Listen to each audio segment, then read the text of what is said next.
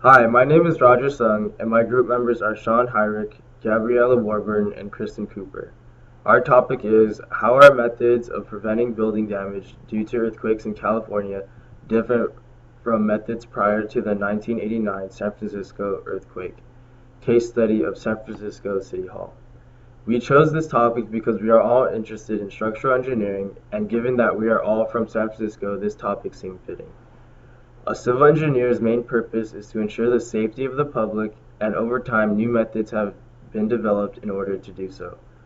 The awareness of how earthquakes can impact the integrity of buildings in California has increased and helped shape guidelines for the quality of structures. Specifically, the 1989 Loma Prieta earthquake in San Francisco was a significant event that triggered drastic changes in engineering designs. This change was necessary in order to prevent further natural disasters and to improve the quality of life. The earthquakes resulted in many casualties and 100,000 damaged buildings, which prompted the California Building Standards Commission to decide to retrofit many buildings in San Francisco, one of which being City Hall. During the early 1900s, architects and engineers often focused on the aesthetics of a building, all while overlooking the building's structural integrity. After the 1989 Loma Prieta earthquake, the City Hall was retrofitted so that it followed a set of guidelines and building codes to ensure the safety of people. Trying to learn from past mistakes, a law has been put into place that requires all wooden structures buildings in San Francisco to be retrofitted and is planning to be fully completed by 2020. All in all, civil engineers continue and will continue to maintain the safety of the people. Prior to the 1989 earthquake that left San Francisco and a large part of Northern California shaken and in ruins, there were little to no precautions taken in preventing severe building damage in the event of an earthquake. One building that has fallen victim to the tragic damage due to earthquakes has been the City Hall of San Francisco. In 1899, after a lengthy 27 years and accumulated $6 million in costs, the first City Hall was constructed. 7 years later, on April 18, 1906, a magnitude 8.3 earthquake subjected the City Hall to 40 to 60 gravity forces and destroyed everything except the dome in a short 28 seconds. A building that had taken more than 3 decades to build was destroyed in a matter of seconds. In addition, around 3,000 people died, 28,000 buildings collapsed, and monetary losses totaled more than $400 million. Although the earthquake of 1906 is mostly known for its magnitude, the importance comes from the science derived. In reaction to the large quake, a group of 13 people formed the Seismological Society of America and held their first meeting on August 30th, 1906. With the formation of this seismic research group came a greater awareness of the damages linked with earthquakes. However, in the following years, designers continued to focus on the aesthetics of buildings and neglect structural integrity.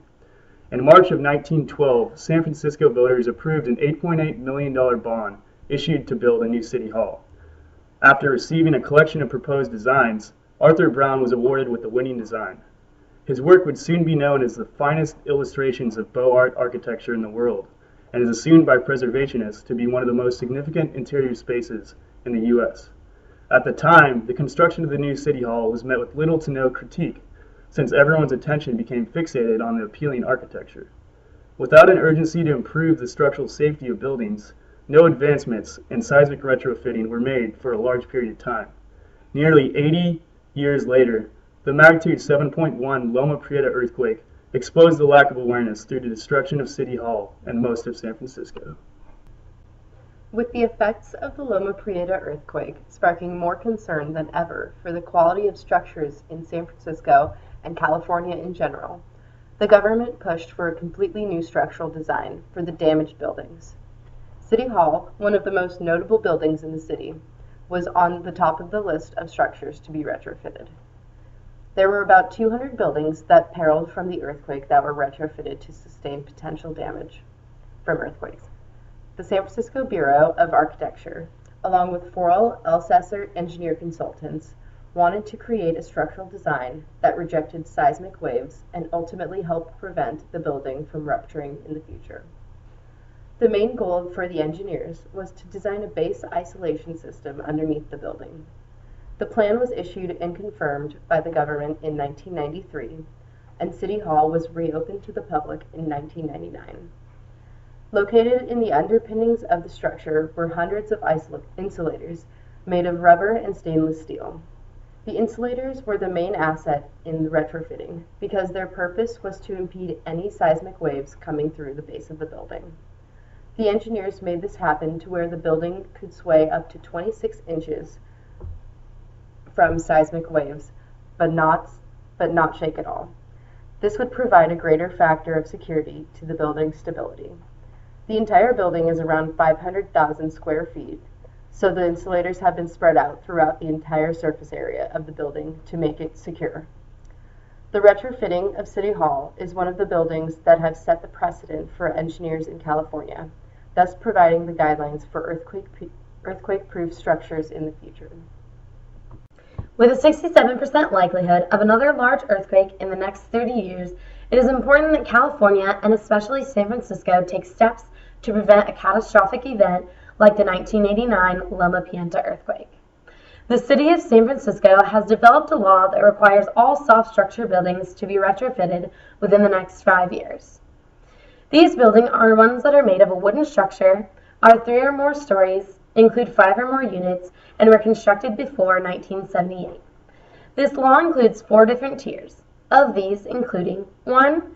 Educational and assembly buildings, 2. 15 or more unit buildings, 3. All buildings not falling within another tier, and lastly 4. Buildings containing ground floor commercial use. All of these tiers are expected to be completed in 2017, 2018, 2019, and 2020 respectively. After the completion of the project, San Francisco will be much better prepared for a large-scale earthquake. All over the country, California is widely known for its dangerous and destructive earthquakes, many of which have caused harm not only to buildings, but the people in and around them. Being a civil engineer, it is our job to create structures that are not only aesthetically pleasing, but also safe and able to withstand Mother Nature's constant changes. Since the destruction of San Francisco City Hall in 1906, due to an 8.3 magnitude earthquake, retrofitting has been implemented to improve buildings' resistance to earthquakes. Retrofitting includes things such as anchors and base insulators attached to the structure of a building, which essentially reinforce the structure, yet also have the ability to bend and move, therefore allowing the structure to better handle the impacts of an earthquake. San Francisco and many other places in California are currently in the process of retrofitting bridges and weak structures in preparation for future earthquakes. Our hope is that someday all of the buildings and structures in California will be seismically retrofitted to ensure a better and safer place for all of us to work, live, and play. Thank you for listening.